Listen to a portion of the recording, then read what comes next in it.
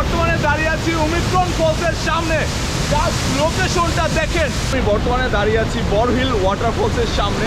অসাধারণ একটা লোকেশন। আমি আমার ট্রেনটা মিস করে ফেলেছি। ফাইনালি কিন্তু আমরা ইন্ডিয়ান ফ্রেন্ডশিপ গেট দিয়ে কিন্তু ভিতরে প্রবেশ করতেছি। সম্পূর্ণ 8 জনে আমাদের পার নাইট লাগতেছে 2000 টাকা। মেঘালয়, যেখানে মেঘ শুধু আকাশেই নয় জমিনও বিচরণ করে। মাত্র 8 থেকে 9,000 টাকা খরচ করে আমি কিভাবে ভারতের মেঘালয় রাজ্য ভ্রমণ করেছি তারই বিস্তারিত জানাবো আমি এই ভিডিও সিরিজে। তাছাড়াও মেঘালয় থেকে আমি কিভাবে নাগাল্যান্ড ভ্রমণ করেছি তার অভিজ্ঞতা জানতে পারবেন। যদি আমাকে সাপোর্ট করতে চান তাহলে আমার ইউটিউব চ্যানেলকে সাবস্ক্রাইব করতে পারেন, আর যদি আমার অ্যাডভেঞ্চার গল্প লাইভ দেখতে চান তাহলে আমার ফেসবুক পেজকে ফলো দিয়ে পাশে থাকতে পারেন। চলুন কথা না বলে একটা ইন্ট্রো ভিডিওর পরে আসি।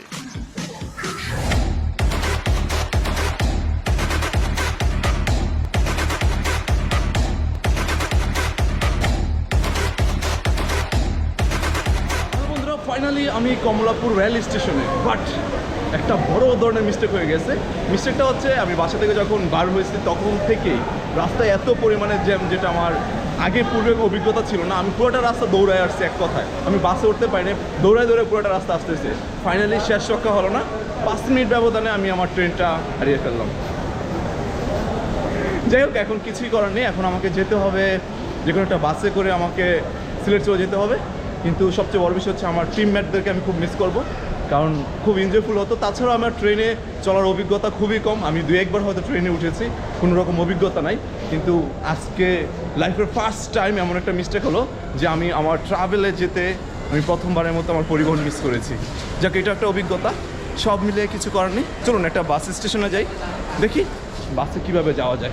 ফাইনালি আল মোবারকা বাস দিয়ে এখন যাচ্ছি আমরা সিলেটে, কারণ যেহেতু ট্রেন মিস করে ফেলেছি। এখন রাত্রের 11:30 বাসে যাচ্ছি, জানি না কয়টা বাজবে। সুতরাং দেখতেই পাচ্ছেন হালকা খাওয়া দাওয়া নিয়ে নিয়েছি, ফুল টিমটাকে মিস করতেছি। তো সেট সবার পিছনের সিট খুবই বাজে রকমের অবস্থা হবে। আমরা আগামীকালকের মধ্যে কিন্তু তামাবিল বর্ডার দিয়ে যাচ্ছি ইন্ডিয়াতে। তো জানি না কি হবে, তার উপরে যেহেতু রান করব একটু রেস্টও আমার দরকার। সুতরাং এখন ঘুমিয়ে পড়বো, বেশি কিছু দেখাতে পারবো না। হয়তো রাস্তায় একটু দেখা হতে পারে। তো দেখা হচ্ছে সিলেটে, মানে সকালবেলা।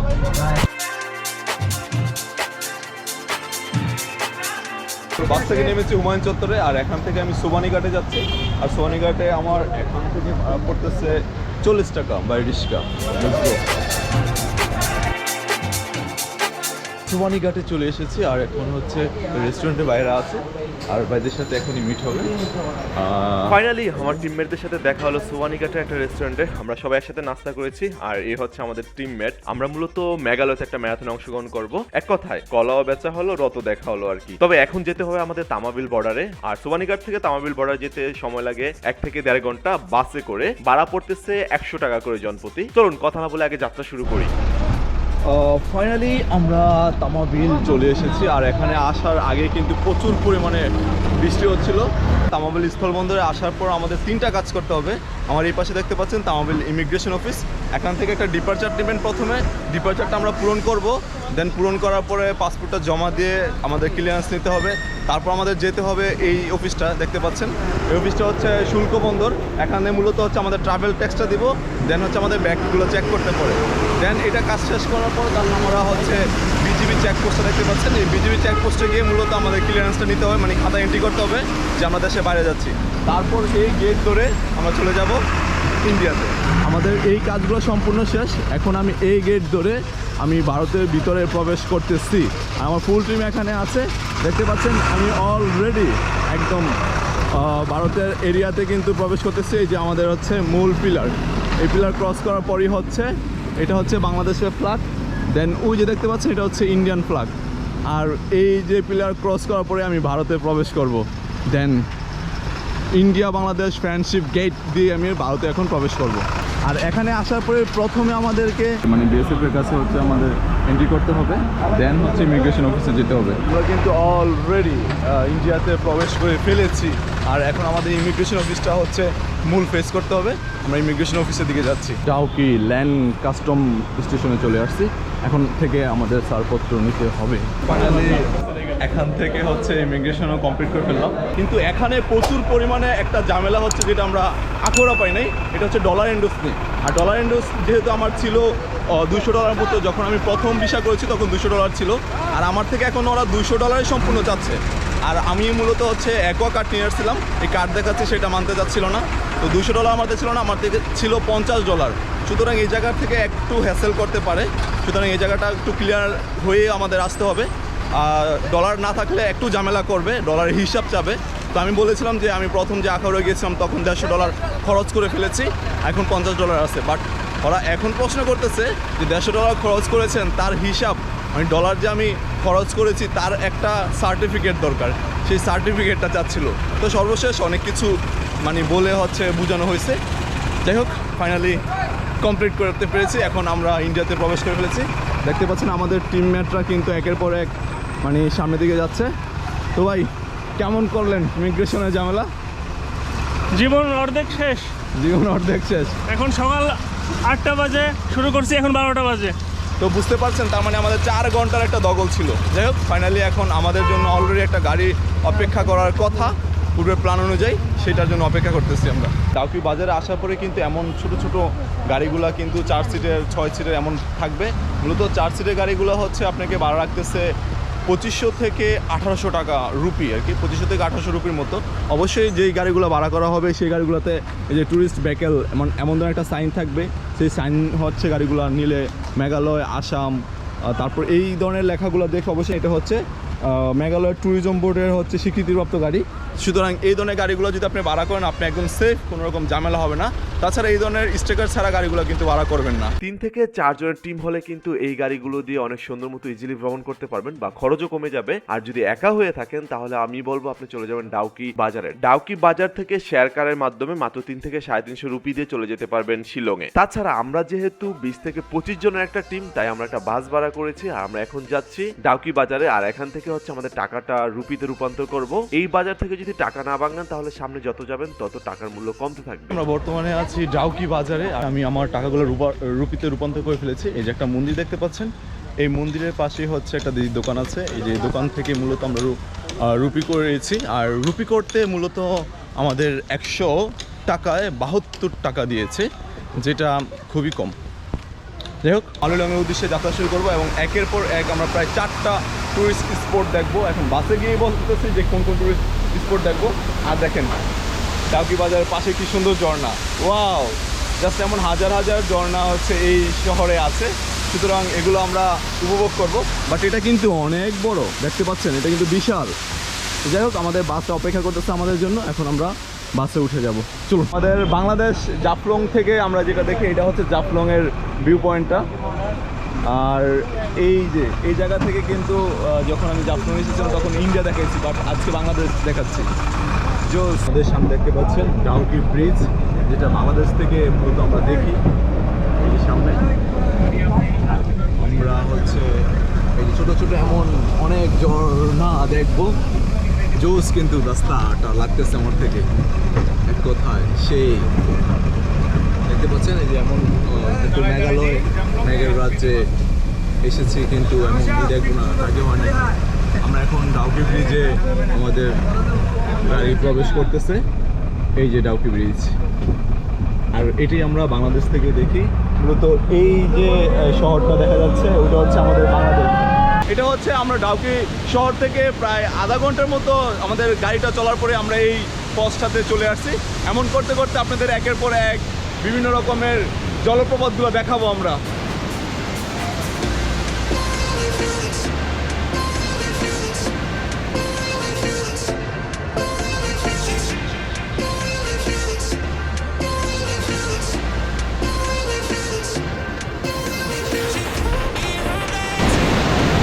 আমরা বর্তমানে দাঁড়িয়ে আছি উমিক্রম ফলসের সামনে। জাস্ট অসাধারণ একটা লোকেশন। ও মাই গড, পানির ভিউটা দেখেন।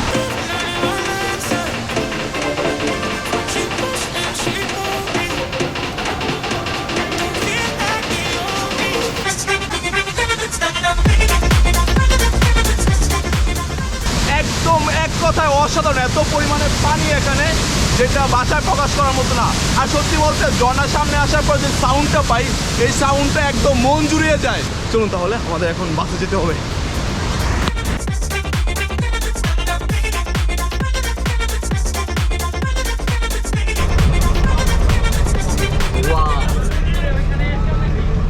এখন আমরা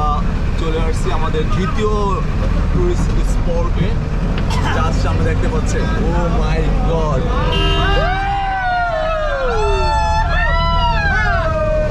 বরহিল ওয়াটারফলস, জাস্ট অসাধারণ, অসাধারণ এক কথায়। বর্তমানে দাঁড়িয়ে আছি বরহিল ওয়াটারফলসের সামনে, আর এটা হচ্ছে আমাদের দ্বিতীয় স্পট। আর তার উপরে হচ্ছে আমরা যখন বাসে করে আসতেছিলাম তখন কিন্তু ছোট ছোট অনেক ধরনের জলপ্রপাত দেখেছি, বাট এইটার ভিউটা একটু দেখেন। চলুন ভিউটা থেকে ঘুরে আসি, লেটস গো।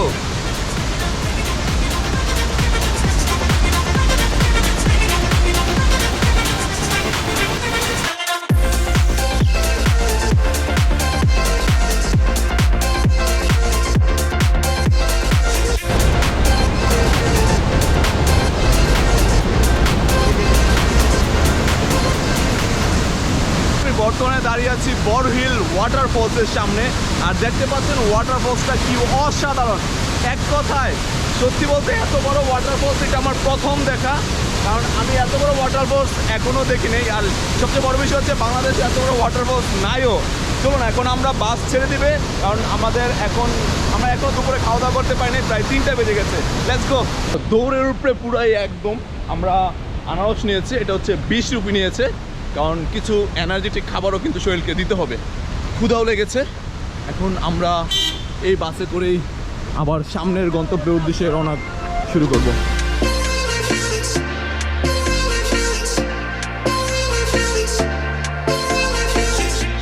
এই যে বাংলাদেশ বর্ডার একদম ঘেঁষে কিন্তু আমরা সামনে দিকে যাচ্ছি। এই যে এটা দেখতে পাচ্ছেন বাংলাদেশ বর্ডারের যে কাঁটাতারের বেড়া, আমরা এদিক দিয়ে চলে যাচ্ছি সামনের দিকে। আমরা বর্তমানে আছি মাওলিং গ্রামে, আর ঢুকার পরেই কিন্তু আমাদের থেকে এই বাস প্রবেশ ফি রেখেছে 400 টাকা। মানে এখানে ছোট ছোট যে ট্যাক্সি ক্যাবগুলো দেখতে পাচ্ছেন এগুলো রাখে 200, দেন বাস হচ্ছে 400 রুপি। আর দেখতে পাচ্ছেন কি অসাধারণ একটা জায়গা আছে, সত্যি এটা একদম ক্লিন একটা গ্রাম। আর গ্রামটা আজকে ঘুরে আমরা দেখবো, কিন্তু আমাদের খাওয়া দাওয়া হয়নি এখন প্রায় 4:30+ বাজে, আমাদের দুপুরে খাওয়া দাওয়া হয়নি। চলুন আমরা এই হোটেলে হচ্ছে খাওয়া দাওয়া করবো, দেন খাওয়া দাওয়া করে এখানে একটা রেস্টুরেন্ট, সুতরাং খাওয়া দাওয়া করবো। খাওয়া দাওয়া কী আছে দেখি, তারপর আপনাদেরকে জানাচ্ছি কি। আর বাচ্চাদের কিউট বাচ্চারা, হাই। এখন একটা বিড়াল। একটু আগে কিন্তু আমরা দেখেছি একদম কি ক্লিন ছিল, এখন দেখছেন ম্যাগে পরিপূর্ণ হয়ে গেছে। এটাই হচ্ছে ম্যাগের দেশের ভ্রমণের সবচেয়ে মজার গল্প। এখন এই যে দেখতে পাচ্ছেন এটা কুয়াশা নয়, এটা কিন্তু ম্যাগ। খাওয়া দাওয়া করলাম, দেন খাওয়া দাওয়া করে আমাদের মূলত একটু ভালো লাগতেছে। আর এখানে খাওয়া দাওয়া করার আমাদের বিল এসেছে 125 রুপি করে। আমরা কী খেয়েছি এটা ইতিপূর্বে দেখে ফেলেছেন। তো এখন আমরা গাড়ি করে মূলত আমরা একটা হোম স্টেতে যাব, আর এই গ্রামটা কিছুক্ষণ পরে হচ্ছে আমরা ঘুরে ফিরে দেখব।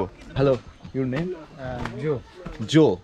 আচ্ছা, আমি এখন জোয়ের সাথে কথা বলছি। আচ্ছা জো, খাসিয়া ল্যাঙ্গুয়েজে থ্যাংক ইউ মিনিং খুবলে। তো আমরা একটা ভাষা শিখলাম, ধন্যবাদ মানে খুবলে। আর তুমি কেমন আছো? How are you? Kumno pilong. Kumno pilong. কুমলুক pilong. কুমনুক ফ্লক Pilong. ফিলং, কুমনুক ফিলং, আমরা দুইটা ভাষা শিখে ফেললাম।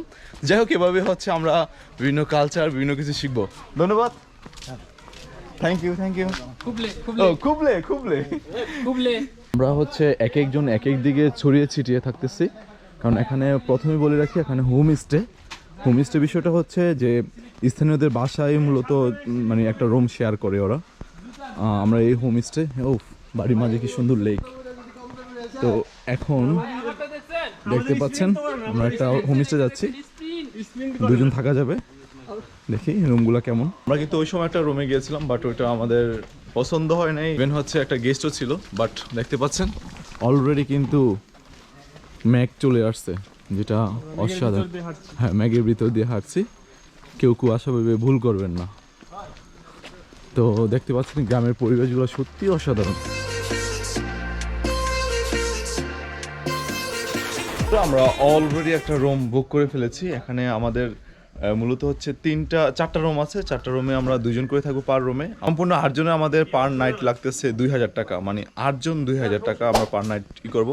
আর যদি রুমটা দেখাই, মানে বাড়িটা আউটসাইড দেখাই, এই যে হচ্ছে বাড়ি, ভালো লাগছে। আমরা একটা রুমে ঢুকবো, চলুন এই রুমটার দিকে থাকি। দেখতে পাচ্ছেন বেড, এটা হচ্ছে একটা বেড, 2টা চেয়ার আছে, বেড। এই হচ্ছে একটা টিভি আছে, দেন এই রুম একটা আমাদের, আর হচ্ছে এই রুম একটা, দেন 4টা রুম না? 4টা, হ্যাঁ এই যে এই রুম একটা। এই 4টা রুমই হচ্ছে আমাদের পড়তেছে 2000 টাকা পার নাইট। আমরা হোমস্টেতে ব্যাগপত্র রেখে বেরিয়ে পড়লাম মাওলিং গ্রামকে দেখার জন্য। যতই দেখছি ততই অবাক হচ্ছি, কারণ কিছুক্ষণ পর পর সম্পূর্ণ গ্রাম মেঘে আচ্ছন্ন হয়ে যাচ্ছে। তার উপরে প্রতিটা বাড়ির সামনে ফুলের গাছ আছে, আর এরই মাঝে বিভিন্ন রকমের কালারের প্রজাপতি ঘোরাঘুরি করছে, যেটা সত্যি অসাধারণ। আমি বলবো যাদের হাতে সময় আছে এবং নীরবতা পছন্দ করে থাকেন তারা এই গ্রামে এক রাত থেকে যেতে পারেন, আর যারা একটু তাড়াহুড়ো আছে বা সময় কম তারা চলে যাবেন শিলংয়ে। তবে এই গ্রামে আসলে অবশ্যই লিভিং রোড ব্রিজটা দেখে যাবেন, যেটা একদম ন্যাচারালি গাছের শিকড় দিয়ে তৈরি করা হয়েছে। তবে এই ব্রিজটা আমরা আগামীকালকে দেখবো, কারণ আমরা এই অঞ্চলের 21 কিলোমিটার রাস্তা ধরে আগামীকাল রানিং করব, মানে ম্যারাথন দৌড় আর কি। যাই হোক, হাঁটতে হাঁটতে আমরা অনেক কিছু দেখে ফেলেছি। এর মধ্যে অন্যতম হচ্ছে এই চার্চটা, যেটা দেখেই বোঝা যাচ্ছে এই অঞ্চলকে পারচার্চের স্কটল্যান্ড এইভাবেই বলতো না। তাছাড়াও বাংলাদেশ ভিউ পয়েন্ট সহ এই গ্রামের সৌন্দর্য আপনাকে বরাবরই মুগ্ধ করবে। তবে দেখতে দেখতে আমাদের সন্ধ্যা হয়ে গেল। আমরা এখন চলে আসলাম আমাদের রানিং কিট সংগ্রহ করতে। রানিং কিট সংগ্রহ করে আমরা রাতে খাওয়া দাওয়ার জন্য একসাথে সবাই বসে পড়েছি। মাত্র 180 রুপি দিয়ে আমরা রাতের ভরপুর খাওয়া দাওয়া করে ফেললাম। যেহেতু আগামীকালকে রান, তাই বেশি দেরি করব না, আমাদের ঘুমিয়ে পড়তে হবে। তারপরও রাতের শহরটা দেখার জন্য আমরা অনেকটা হাঁটাহাঁটি করেছি। আজকে সারাদিনে কিন্তু আমাদের খরচ একদমই কম হয়েছে। ঢাকা থেকে বাসে করে সিলেট থেকে দেন চলে আসলাম ডাউকি শহর থেকে এখন মাওলিং গ্রাম পর্যন্ত। সুতরাং এই ট্রিপের সবচেয়ে কম বাজেটে ভ্রমণ করার গল্পটা আপনাদেরকে আমি দেখাবো, সেই চিন্তাধারা থেকে কিন্তু এই ভিডিওগুলো ক্রিয়েট করা হচ্ছে। যাই হোক, সারাদিনের অ্যাক্টিভিটি কিন্তু আমাদের দেখে ফেলেছেন, তো সুতরাং এখন আমাদের ঘুমিয়ে পড়তে হবে, যেহেতু আমাদের সকাল 5টা বাজে ঘুম থেকে উঠতে হবে। তার উপরে যেহেতু 21 কিলোমিটার রান করবো, বুঝতে তো পারতেছেন শারীরিকভাবে প্রচুর পরিমাণে একটা দগল যাবে। তার উপরে পাহাড়ি রাস্তা, যেটার মধ্যে আমি কোনোভাবে অভ্যস্ত না। তো এখন বেশি কথা বাড়াবো না, ঘুমিয়ে পড়বো। যদি আমার চ্যানেলে নতুন হয়ে থাকেন তাহলে অবশ্যই চ্যানেলটিকে সাবস্ক্রাইব করবেন, আর যদি ফেসবুক পেজ থেকে দেখে থাকেন তাহলে অবশ্যই পেজটিকে ফলো দিয়ে রাখবেন। আর হ্যাঁ, লাইক কমেন্ট করতে ভুলবেন না। দেখা হচ্ছে আগামীকালকে সকালে। আল্লাহ হাফেজ। Tell me pretty lies, look me in the face. Tell me that you love me, even if it's fake.